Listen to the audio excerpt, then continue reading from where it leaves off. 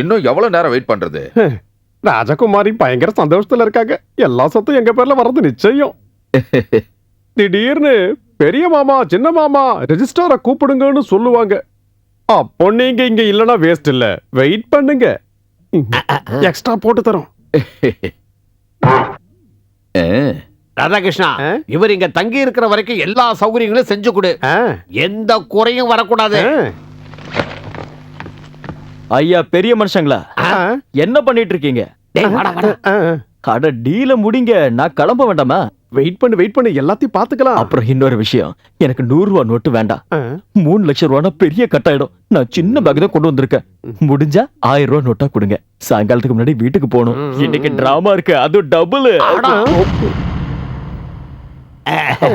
என்ன ஏமண்டி? இவர ராஜகுமாரி வர சொன்னாங்க. அந்த புறத்துல இருக்காங்க. ஐயா, அந்த புறத்துக்கா? எதுக்கு? நான் இல்ல. ஆளையும் மூஞ்சியும் பாரு. அந்த புறத்துல தோழிங்க இருக்கிறதுனால வரமாட்டேன்னு சொல்றாரு. பயங்கர கூச்ச சுவாபம். அம்மா ஏமண்டி நீ போ, இப்போ வருவார். ஏண்டா யோசிக்கிற? ராஜாவுக்கேத்த ராணி தானடா. போடா பரதேசி கனக சபை.